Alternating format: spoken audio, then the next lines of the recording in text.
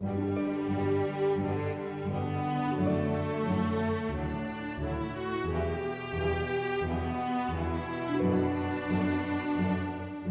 but we need to learn. Nonetheless, God still allows us to put our leaders in office. God has either allowed us to do that and put them in, or He put them in specifically.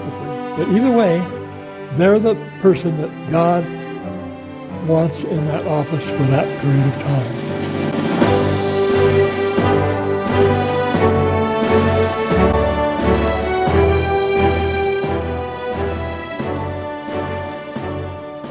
Good morning to all. The scriptures say that speakers to speak in things in due season, and what I'm going to talk about is naturally has to do with elections, but not exactly what you may think. We can go back to the most ancient time I can find in the Bible where there was a major nation, or you might say great city, it was, and that had a ruler over those people. There was a ruler, and this was Nebuchadnezzar over the modern, well, when I say modern, not the ancient Babel, but the city that grew later into the center of the world at that time.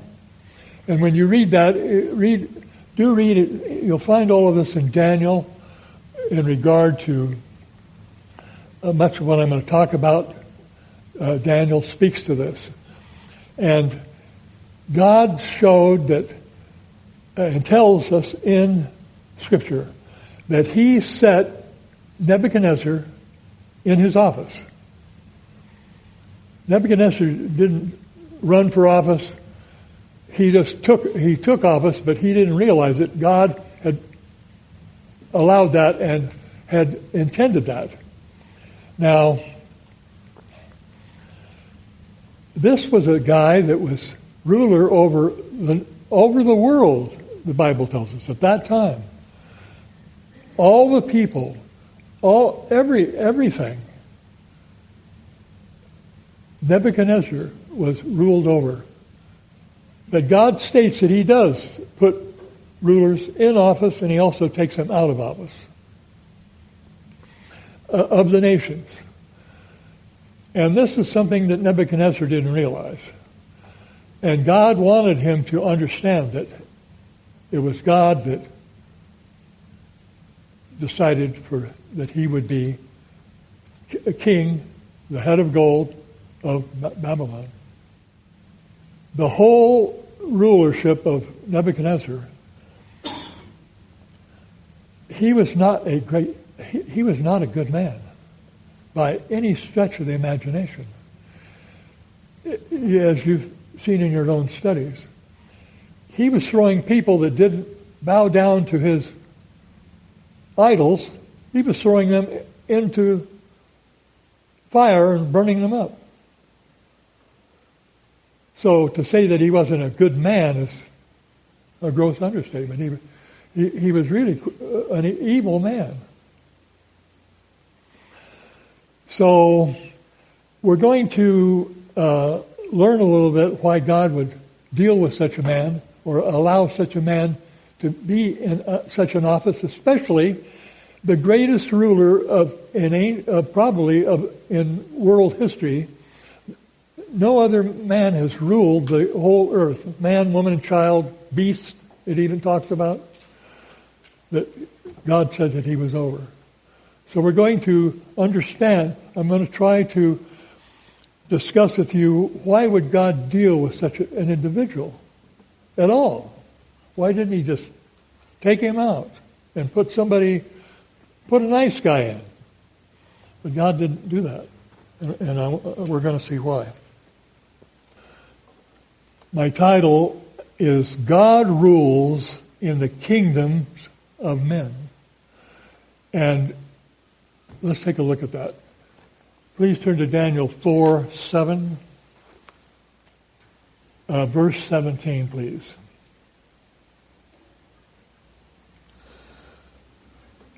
This is after he had dealt with Nebuchadnezzar and was punishing Nebuchadnezzar. In fact, had taken his mind away from him, and Nebuchadnezzar was made to crawl around on his hands and knees and live like an animal and eat grass. And God, that was a penalty, and that was, God knew that it had to be really something powerful to get across to him the message that he wanted to get across to him and the rest of the world from then on down to today. So Nebuchadnezzar's being punished in that manner that I mentioned. And in verse 17, this decision is by the decree of the watchers and the sentence by the word of the holy ones, in order that the living may know that the Most High rules in the kingdoms of men and gives it to whomever he will and sets over it the lowest of men. That is the message that he wanted to get across to Nebuchadnezzar. And later, after Nebuchadnezzar had gone 7 years in this punishment, God restores him back to his kingdomship. And I'm not going to go to it here, but you'll see in your study, if you continue in Daniel, that it states that Daniel, he says, I'm paraphrasing, it's not exactly spoken this way, I'm just calling on my not-so-famous memory. He states that now he sees, he understands that Almighty God is the one who sets leaders of nations in office or also takes them out of it. And that nothing's changed about that. That's still I've never seen that rescinded whatsoever. In fact, it's repeated several times. Let's see, what have I got?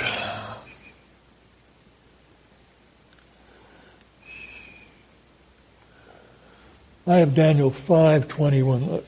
Maybe that's where I wanted to hit that too, since it deals with the same thing. Daniel 5. Okay, Daniel 5:21. It's talking about Nebuchadnezzar here and his punishment. Then he was driven from the sons of men. His heart was made like the beast, and his dwelling was with the wild donkeys. They fed him with grass like oxen, and his body was wet with the dew of heaven. He was just crawling around out there on his own. Till he knew that the Most High of God rules in the kingdom of men and appoints over it whomever he chooses. Now we can see, you can go back in history from today quite a long time.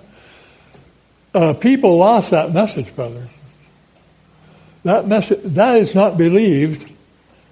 I don't know. You'd have to go back a long way. Maybe even prior to the time of Christ. And of course, with the coming of Christ, then it was no longer necessary because Jesus Christ was on the scene then in the flesh. God in the flesh. And so he was going to be able to do God's will. He could have done whatever he chose to do, but he had a specific calling, and being ruler of nations wasn't one of them. So the Bible clearly shows that God will place or allow even terrible people to be in leadership positions over the nations. And also a lot of people say, well, we shouldn't even be voting. Well, maybe that's not a bad idea. The reason I think that isn't God's opinion. Remember after the judges and the people, God told the people, well, he says, I'll be your ruler. I'll be your ruler. Almighty God would be ruling. And they said, no. They told him in so many words, we don't want you to rule over us. We want you to give us a man. Well, what did God do? God said, well, you're making a mistake. And he told them how all the things, bad things would happen if they took a man or a human being to be and rule over them. But they said, oh, no. They figured, oh, no. We want a man. And they were looking at Saul. Because he was a warrior. He was a big, tall man. Powerful man. And they said, oh, no, we want him to rule. We want him to be our king.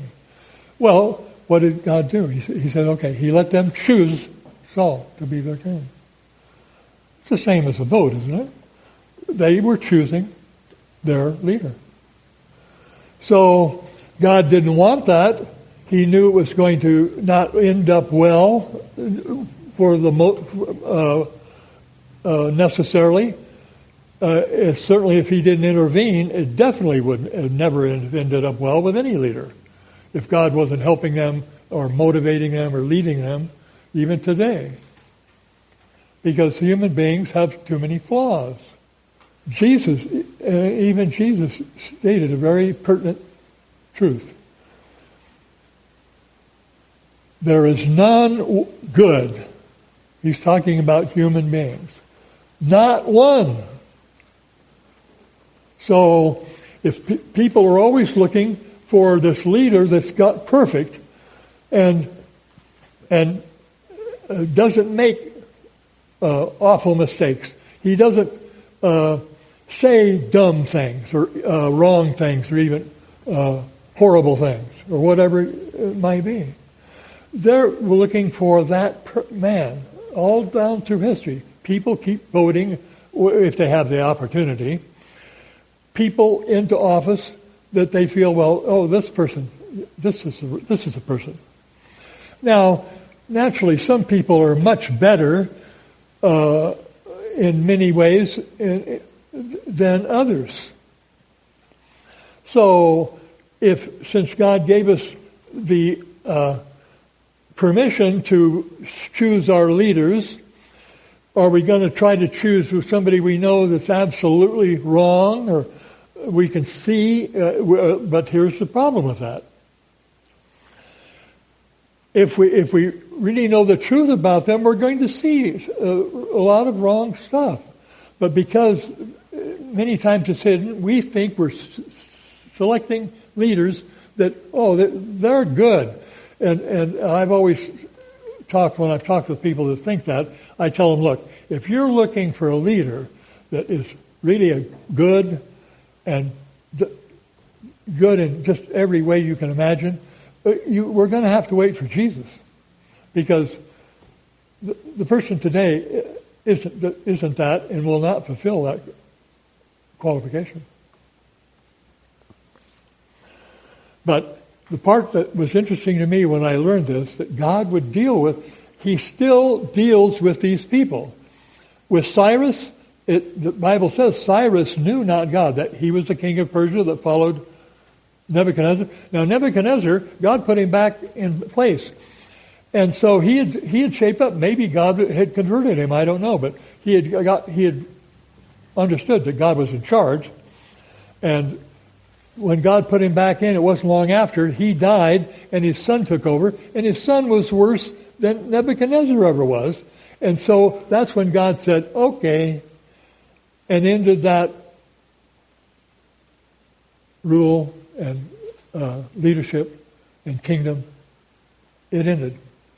And then God set up, the person he set up was King Cyrus, who ruled the next major kingdom after Nebuchadnezzar's, was Persia. But even though the Bible states that he did not know God, God dealt with him. And he wasn't a great guy. He was another guy that was wheeling and dealing, going to wars, murdering, which was murdering people, because they were more powerful than everybody else during the Persian Empire at that time. But it was always so interesting to me when I read that God still dealt with him and wanted him to do something. And that was, my famous, not so famous memories thinking, was to actually send a Israelite back to repair the broken down wall of Jerusalem. Cyrus made that possible, and I paid for it to happen. And that's one of the things that God wanted Cyrus to do. And Cyrus is going to do that one way or the other, because God wanted that done, and that's the way he had it done. He dealt with a guy that was certainly not perfect, was probably better, I'm guessing. I think he was better than Nebuchadnezzar. He wasn't making idols and ordering people to worship them or throw them in the fiery furnace. So Cyrus was probably a better, or whatever you want to say, a much better leader and ruler than Nebuchadnezzar was originally. And then, but his kingdom fell apart, because it didn't please God eventually, and it ended. And as God says, he puts them in, he takes them out. The next one was Alexander of Greece. That was the next kingdom, led by a young military leader that during those times conquered the whole world at that time. That's how powerful Greece was. Greco-Macedonian Empire under Alexander. But God ended that. As powerful as that was, and it didn't take too long. Not too long after Alexander was sobbing that there was nobody else to go to battle against, he died. So that kingdom ended. And then the next one, of course, was the whole so-called, I call it the unholy Roman Empire. That was it. And the rule of the Caesars, which lasted for several hundred years. Now, the only thing that I can see that I don't see in the Bible where God dealt with any individuals from the unholy Roman Empire, I do see that he did accomplish something that God has always wanted to do. Remember when from Adam on to Noah, the whole world, the only leadership they had, God gave them, that I've ever read, was the patriarchs from Adam to Noah.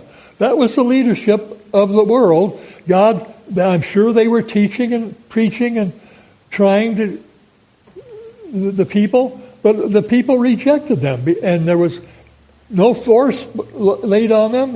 They were allowed to either obey the leadership that God put in or not. And they chose or not. God saw, I really think that he was amazed that the whole world had rejected. 1,500 years of patriarchs that he gave them to teach them and bring them to a knowledge of God and to convert them even, maybe. There weren't any, except just that small group left with Noah and his family. So I can see with the Christian era, or with the beginning, after Noah and down until the Christian era, God wanted one thing. He did not want them to have the world, nations and so forth, to have the ability to do that again. And so you can see here by extrapolation that God wanted a certain amount of law and order to prevent man from racing again to the end, because that wasn't in God's plan at all. God had a plan going thousands of years later on.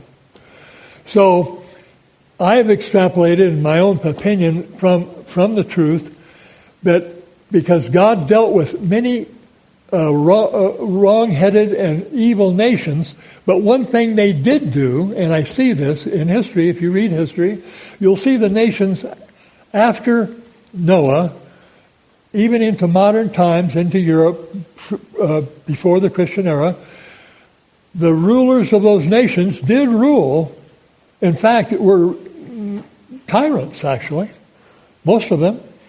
But they did rule with a rod of iron, the people, and that prevented the people from going haywire again. That's the only thing that I can see and extrapolate, that I have extrapolated that because it happened with every nation. They maybe were not great, maybe horrible, but I see that in Europe. If you go back in our time, and if you just go back in the last 100, 150 years, many nations in Europe were that way. They had a real tough leader. For example, many nations that are like Serbia and many other smaller nations today used to be all under one, Yugoslavia. Had 3 or 4 of these nations, which are smaller nations today, that they couldn't get together, so they broke away as soon as they could. But for a long time, they had a man rule in Yugoslavia that would not allow that. That's what I'm saying. And that's the man that God allowed to be in charge, but he was only doing one thing positively that I can see in history, and that was providing law and order. The people had to obey law and order. They couldn't just be fighting each other, creating civil war. He wouldn't allow that, and didn't.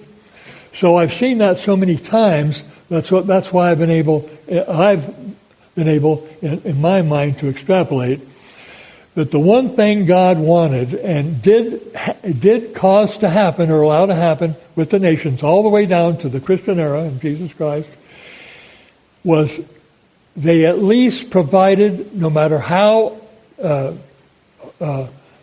evil even or tough they were, tyrannical they were, cause and effect was going to happen to them. God didn't erase cause and effect. So many of those rulers suffered a lot, and some were even murdered and died. But nonetheless, for the duration of many nations were that way. Russia was once that way. Horrible regime, but they ruled. That's why they ruled all of major Russia and Asia under when the communists took over. The one thing they did accomplish was they ruled a nation that had been put together with 4 or 5 other nations or 6 other nations. The old Soviet Union was not just Russia. It was 4 or 5 or more other major nations. But the communists under Lenin and the communist government that took over and from the king, because they had a king in rulership of Russia prior to that, they took over. The one thing they did do is they didn't allow civil wars. They didn't allow international wars. They did bring law and order, so to speak, no matter how unpleasant or how hard or how wrong of circumstances it created for the people that lived under them. Nonetheless, I think that God did that, allowed that, and because He has certainly allowed the government, because they were actually successful in putting the Soviet Union together. So that was an important thing. I think that God, He wanted to not allow mankind to get everything all together again and do the same thing they had done prior to Noah, and end up with destroying the world. God was not going to allow that to happen again. What about God's rulers during the times prior to the Christian era? God had rulers. He had kings that He appointed. David, Solomon, many other kings after that. Well, they also had a very serious problem.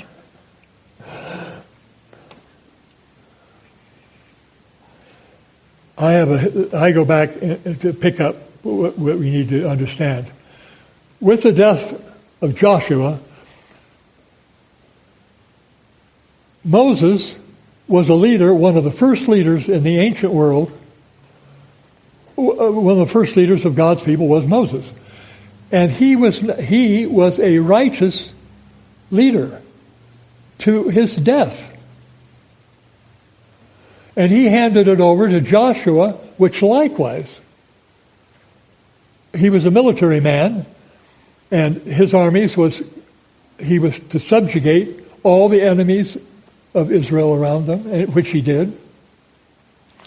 And I think the Bible actually states that, I'm sure that I read this, that Joshua was so good of a ruler of the people and so pleasing to God that even after he died, and he lived I think he lived to be 110. All the leaders that under Joshua, his leadership that he taught and that later took over after his death, it says, did what was pleasing in God's sight for their generations, even after Joshua. That's how awesome and righteous of a leader Joshua was. After Joshua's death, what did we have between then and Saul? We have the judges.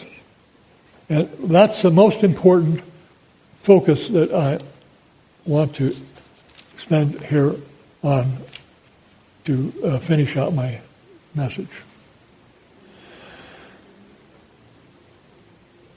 With the death of Joshua, God appointed judges to lead his people. And you'll read that in the book of Judges. There were 12 of them. Not all together, one after the other. There were 12 judges appointed. They were like the president. They weren't called presidents or whatever name. God put them over his people, over the Israelites. Now he was working through them, and they were,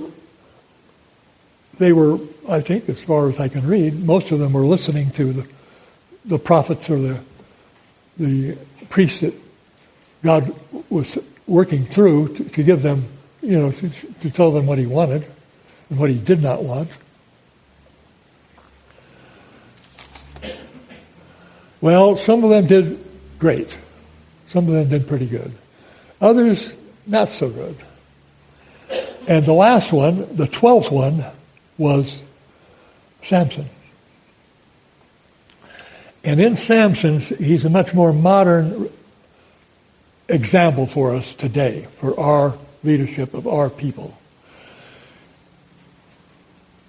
Samson is a perfect example of leaders that God's nations have had since the Christian era. And interestingly, God quit dealing mainly with the heathens. God started dealing with the professing Christian nations, such right off the bat, Britain. Britain came on the scene as soon as Britain became a nation, and then Rome took over and ruled there for 200 or 300 years. But after God ended that rule of southern England by the Romans, Britain then became independent and became a professing Christian nation. So since that time, God has ruled with and through, not with leaders of other nations that we know of, that he speaks about, but in history we can see that he has ruled with Britain all these many years, almost 2,000. He's still ruling, he's still running the show there, and hasn't destroyed, he hasn't ended Britain's rule. Britain is a nation at all. And in fact, up 150 years ago, they were still, at one time, over 2/3 of the world was ruled or subjugated by Great Britain. Over 2/3 of the world. So God started dealing then with this Christian era with leaders of Christian nations. I can see that here. How he's dealt with China, I don't know, or how he's dealt with Russia, how he's dealt with India particularly. I can see a little bit in history that it looks like God was blessing them or not, or not. But definitely you can see where God was working with the major professing Christian nations of Western Europe, Britain, and America. All these last 2,000 years, the major leaders of those countries, God has either allowed to be rulers over, or he's actually set them in office himself, or he's allowed the people to vote them in office. About roughly the same difference. So I wanted to give the lesson of watching the elections today, especially in the last 10 years, 15 years especially. I wanted to give how Samson started out really great, even from birth. In fact, God called him even before he was born. Let's see if I can find that. Okay, starting in Judges 13. Please turn to that because this is so important, brethren. This talks about Samson, and he was the last judge of God's people before God allowed them to set up kings to be the ruler. I'll pick it up in 13. Again, the children of Israel did evil in the sight of the Lord, and the Lord delivered them into the hand of the Philistines. So, even during the judges' rule, the judges of God's people, they didn't do the job. God allowed the Philistines, their arch enemy, to take over and subjugate them.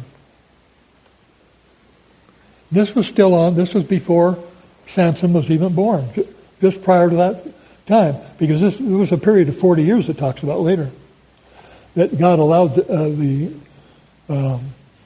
children of Israel to be under the Philistines. It talks about Samson's mother, and the angel, verse 3, and the angel of the Lord appeared to the woman, which was Samson's mother, and said to her, indeed, now you are barren and have borne no children, but you shall conceive and bear a son. Therefore, be careful not to drink wine or similar drink during her pregnancy, or not to eat anything unclean. 5, for behold, you shall conceive and bear a son, and no razor shall come upon his head, for the child shall be a Nazarite to God from the womb. Before he's even born, God made that pronouncement about Samson. And he shall be a deliverer of Israel out of the hand of the Philistines. So that was what God stated. Samson was going to be born. He was going to become a Nazarite, which meant, if you read, you can find this in commentaries, Nazarite has nothing to do with Nazarene or Nazareth. A Nazarite vow was a person that God chose, and the person made a vow to God to serve God all their life. And they could not drink hard drinks of any kind. That's how Samson was brought up. And then later became, God made him the 12th judge over Israel. And what was God's purpose? God's main purpose, the main purpose for Samson, was to save his people from the hard, horrible subjugation of the Philistines. He was to do it. And vowed to do it. Of course. Here's the thing that surprised me. Samson was not a nice guy. Samson was not a nice man. You'll read here. Please read this because I think you're going to enjoy it. That it's so outrageous that you will enjoy reading the whole book of Judges. In Judges 12 and 19, it states that Samson was a gambler. In fact, he made a gamble with some of the Philistines. Men, this wasn't warriors or army people. This was somebody he met. And it was the loser. He was going to give them a riddle, and if they could solve the riddle, he'd give them buku number of complete outfits of clothing, which in those days was probably very expensive. It was a big money bet. So he was a gambler and made a foolish bet just to have fun because he knew he had a riddle that they couldn't answer. So it was kind of deceitful because, you give somebody a riddle that they're not going to be able to answer it. It's not really a very fair deal, is it? If you make a gamble with them, you've set them up for failure, and so it's not like a normal gamble where both parties are saying this will happen and this will happen, but they don't know it's going to happen. It's an actual gamble. So then two, and on top of that ended up with Samson. Samson lost that bet. Much to his dismay, they did figure it out, and the reason they figured it out, his wife, he told his wife, and his wife told them. So he wasn't very pleased with that. So Samson went and murdered these guys and took their clothing. I guess he looked around and saw who had the finest clothing to pay off his debt. I don't think that's very nice. In fact, he murdered people. He wasn't battling in war. God set him to battle the Philistines, but not in that manner. Maybe he thought that was okay, possibly. I doubt it. Then 3, his father-in-law got mad at him because he was also a womanizer and he dealt with, as you'll read it, he frequented illicit sex with other women. Well, so his father-in-law, because he was a married man, his father-in-law got mad at him, of course. Who wouldn't? And in those days, it wasn't like today. I guess the father had the authority. The father took the wife and gave her to another man. Well, that really aggravated Samson. And what did he do? As I said, he wasn't a nice person. He was very vindictive. He set his father-in-law's farm afire.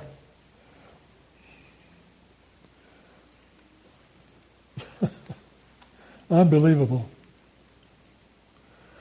So Samson was vindictive and hateful when the circumstances arose.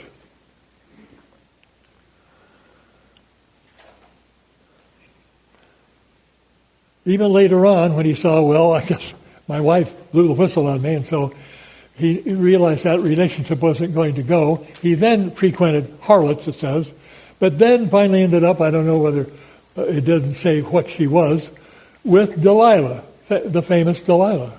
That's who he fell in love with. Another mistake, because was that a great choice for him? No, it ended up being his demise. Delilah turned him over to the Philistines eventually, doing the same thing his wife had done by giving the secret of Samson's strength to his enemies. The Nazirite vow, they had to let their hair grow, couldn't cut their hair. So it wasn't the hair, it wasn't just the hair growing that made Samson so strong. It was God made him strong, and that was a sign of him being a Nazirite. And also probably humbled him. God does things in such an interesting way sometimes.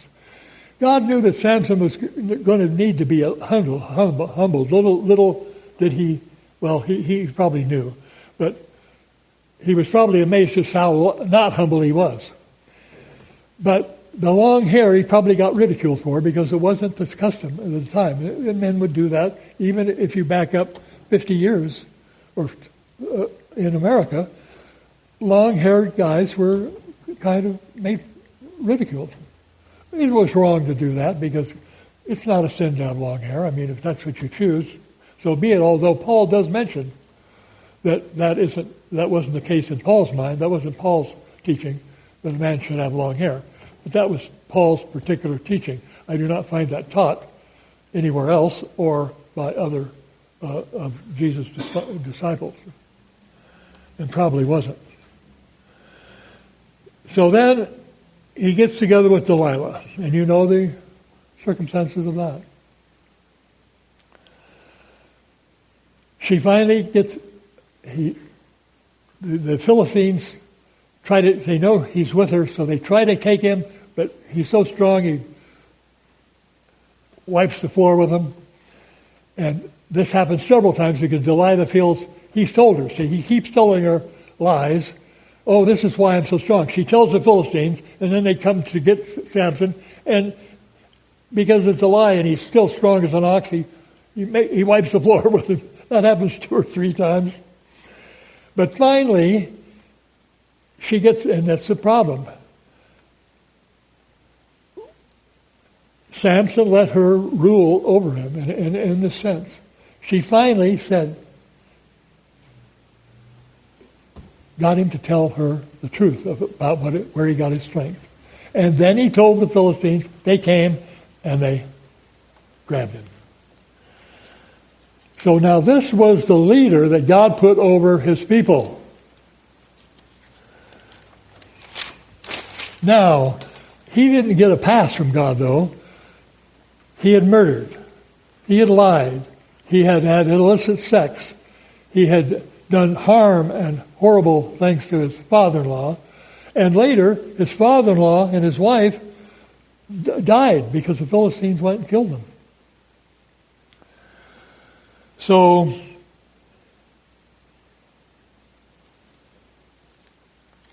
Samson paid dearly for all of this. In fact, he paid the death penalty for his murders as well, as we will see.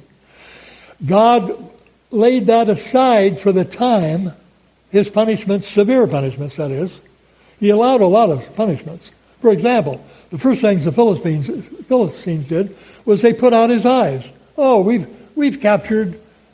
Samson was famous for being so strong and mighty. And here he had lost that power. They had taken him. They put him out. They were for ridicule. The Philistines used him as kind of, whenever they had to get together, they had Samson out, and they put him out in the public. Instead of an ox turning into grinding stone, they had Samson do it and be ridiculed by the public. Meanwhile, they had put his eyes out, he was blind. So he was suffering a lot, right? God had allowed that. God didn't do that to him. God allowed that to be done to him because the man deserved punishment. This is the Old Testament we're talking about. Eye for an eye, tooth for a tooth. That was a rule of God. That was the way to handle that. An eye for an eye, a tooth for a tooth. But Samson, God still set that aside, a lot of that aside. Samson was still alive because he still wanted Samson to do what he called him and sent him about to do in the first place. And he was going to see that Samson did that. Now, later he did not have to make Samson do that, as we'll see. We'll read about that in a minute.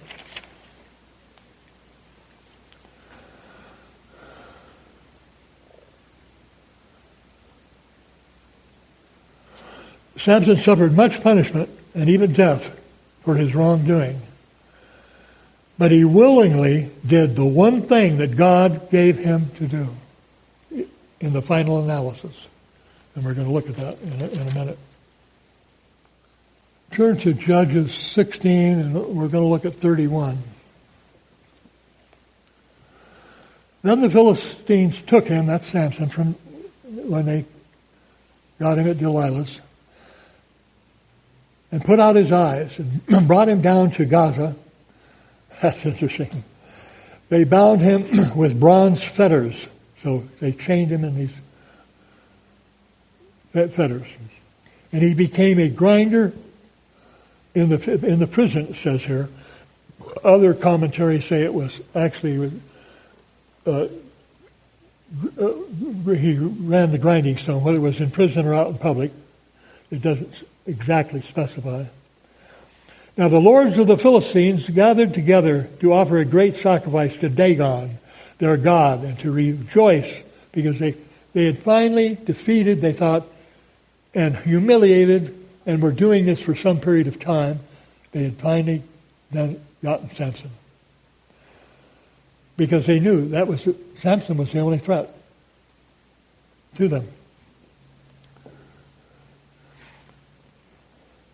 And they stated at that time, in this get-together, when they all got together, all the leaders of the Philistines, our God, their God they feel, Dagon, their pagan god, has delivered us into our hands Samson, our enemy.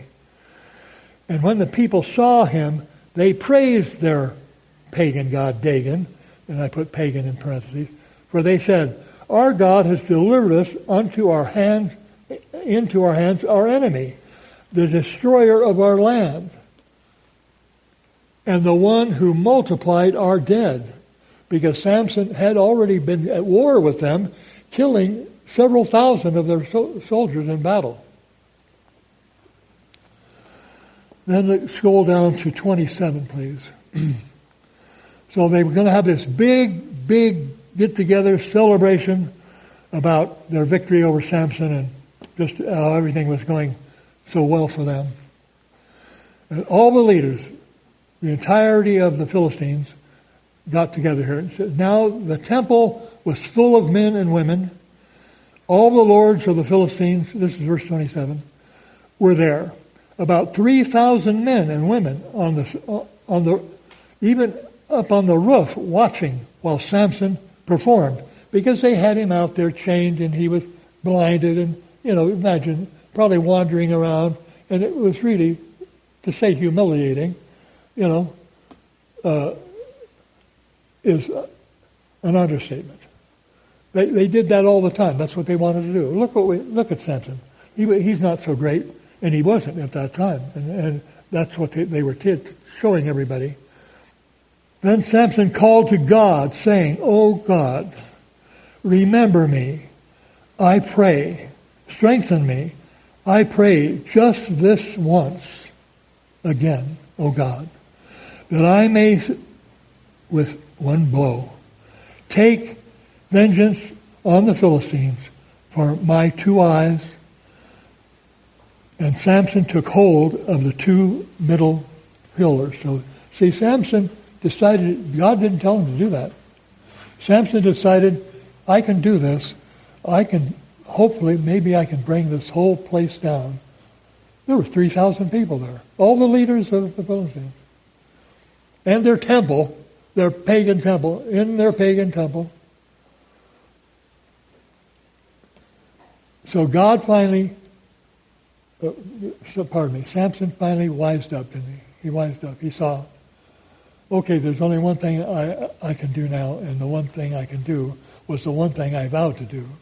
And I think I can do it. And I'm willing to do it, even though he knew it would cost him his life. So it goes on here. Then Samson called to the Lord, "O Lord God, remember me, I pray. Strengthen me, I pray. Just this once, O God, that I may, with one blow, take vengeance on the Philistines for my 2 eyes." And Samson took hold of the 2 middle pillars which supported the temple, and he braced himself against them, and on his right side, the other on his left. Then Samson said, "Let me die, Lord, with the Philistines." And he pushed with all his might, and the temple fell on the lords, and all the people were in it, So the dead that he killed at his death were more than he had killed in his life. So I think previously it said there were 3,000. He wiped out the whole hierarchy of the Philistines. And therefore, as the Bible shows, the Israelites, after Samson's death, were able to leave the subjugation of the Philistines, and did so. So I think that's a great lesson for us, brethren. Several lessons. God puts all leaders of major nations in office or takes them out. Either allows it or he does it directly. And also, he's not, remember, Jesus taught us, there are none good, brethren, not one. And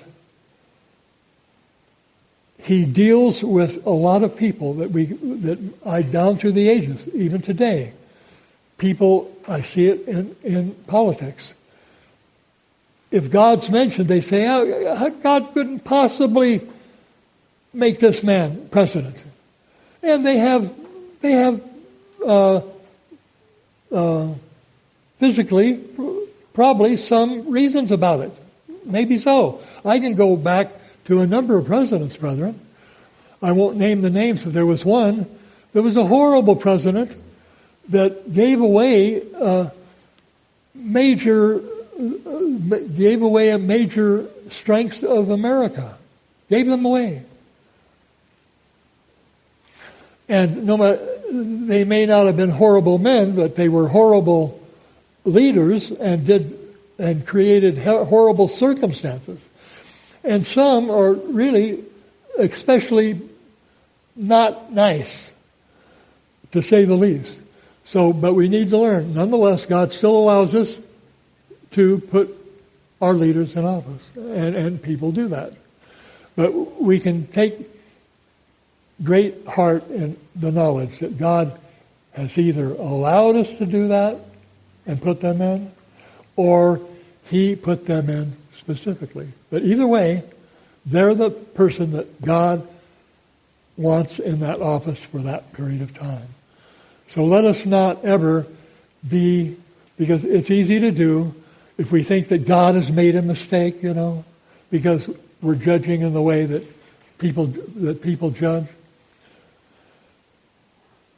Let's never criticize what God has done. Let's just